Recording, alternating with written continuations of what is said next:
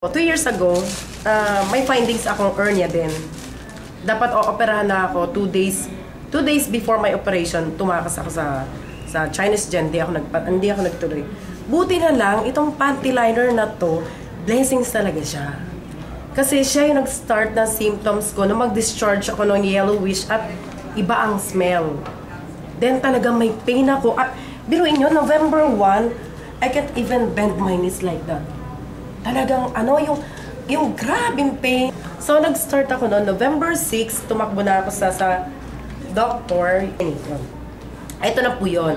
Ang nakita niya is masyadong makapal ang aking lining. Yung mattress ko, parang 90 years old na mattress ng 90 years old. So yung bleeding ko, baka nagkukos dito sa loob nito. Pero nakita pa rin niya sa loob na meron akong malaking bukol sa left. Ito to, yung pain, grabe pag bumaba, umakyat siya through and through yan, diretso hanggang dito.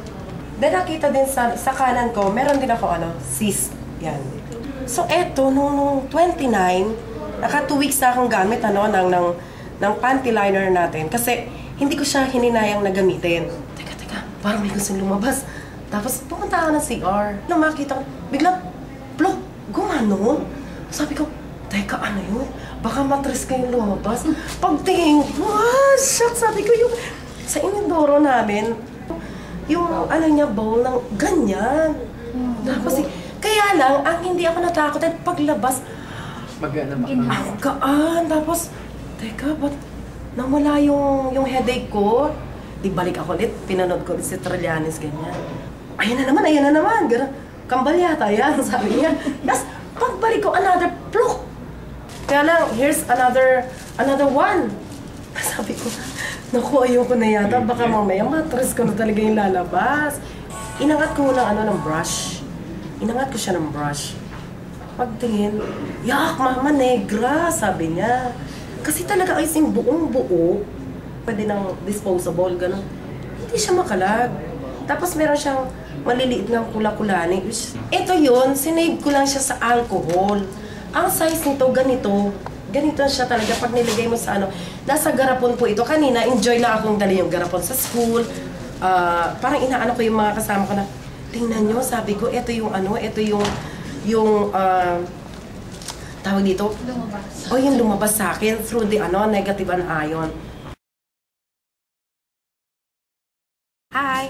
Ako po ulit si Yoli. Ako yung may findings na may pelvic inflammation at saka yung may cyst. And eto po yung dating lumabas sa akin.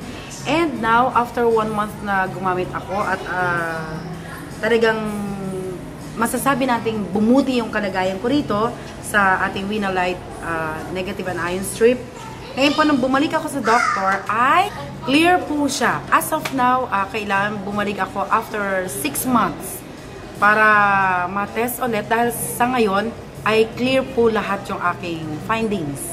Normal. Natutuwa ako dito sa product natin dahil talagang nakatulong sa akin na eradicate yung aking virus, bacteria, and yung aking sakit. Thank you po.